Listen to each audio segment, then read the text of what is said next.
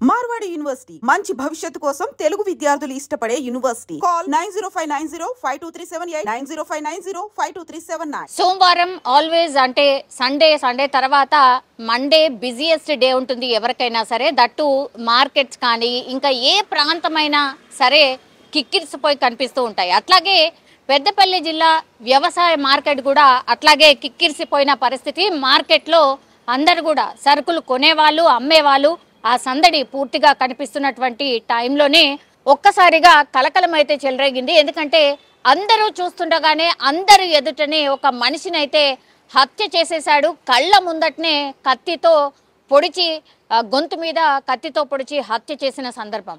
అందరూ చూస్తూ ఉండిపోయారు, కేకలు వేస్తూ పరుగులు తీసిన పరిస్థితి. ఎందుకంటే కళ్ళ ముందటనే ఒక మనిషిని ఇంకో మనిషి చంపేసిన సిచ్యువేషన్ని చూసిన వాళ్ళు ఎవరు కూడా అంటే భయపడకుండా ఉండలేరు.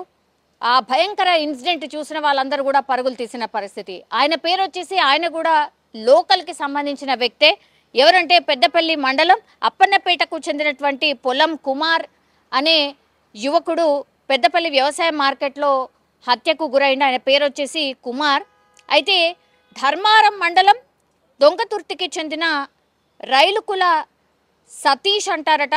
సో ఆ వ్యక్తి కుమార్ను కత్తితో పొడిచి హత్య చేసిన సందర్భం.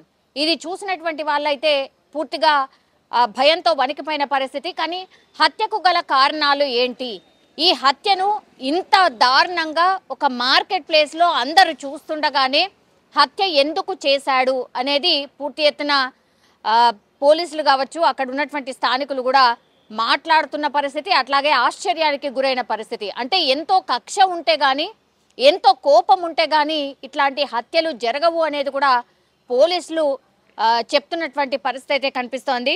అయితే అక్కడే ఒక మహిళ ఉంది. ఈ హత్య జరుగుతున్నంతసేపు కూడా పక్కనే ఆ మహిళ ఉంది. ఈ హత్య చూడగానే ఆమె సొమ్మసిల్లి పడిపోయినట్టుగా చెప్తున్నారు. ఎందుకంటే కళ్ళ ముందుట ఒక హత్య జరగడంతో ఆ మహిళ పూర్తిగా కళ్ళు తిరిగి పడిపోయినట్టుగా చెప్తున్నారు. అయితే ఈ మహిళ ఎవరు అంటే సతీష్ భార్యగా నిర్ధారణ అయింది. సో ఈమెను పొడవడానికి గల అంటే ఈమె ఆయన అక్కడే ఉండంగా ఈ హత్య చేయడానికి కారణం ఏంటి అనేది కూడా పోలీసులు ఆరా తీస్తున్న పరిస్థితి అయితే కనిపిస్తోంది. కానీ వివాహితర సంబంధం మేబీ కారణం కావచ్చు అనేది కూడా ప్రాథమికంగా పోలీసులు అయితే ఒక అంచనాకి వచ్చారు. ఎందుకంటే ఆమె ఇప్పుడు కుమార్ అనే వ్యక్తి పక్కన ఉన్నట్టుగా చెప్తున్నారు. సో అందుకే కుమార్ని పొడిచి చంపేశాడు సతీష్ భార్యే కుమార్ పక్కన ఉంది కాబట్టి ఈ వివాహితర సంబంధమే ఈ హత్యకు గల కారణంగా పోలీసులు అయితే ప్రాథమికంగా నిర్ధారణకు వచ్చిన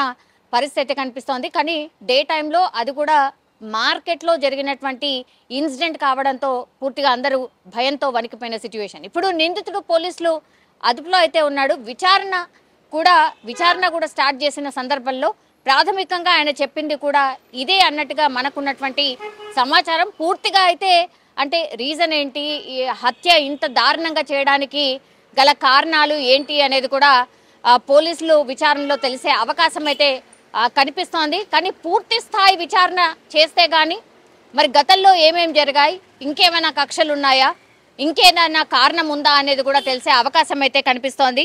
సో పోలీసులు అక్కడికక్కడే పోలీసులకు ఇన్ఫర్మేషన్ రావడం, సతీష్ని అక్కడికక్కడే అరెస్ట్ కూడా చేసి పోలీసులు అయితే కేసు నమోదు చేసిన పరిస్థితి అయితే కనిపిస్తోంది. మహిళని హుటాహుటిన అక్కడ దగ్గరలో ఉన్నటువంటి హాస్పిటల్కి అయితే తరలించారు. కానీ ఒక్కసారిగా ఈ హత్య అయితే పెద్దపల్లి జిల్లాలో ఒక కలకలం అయితే క్రియేట్ చేసిన పరిస్థితి.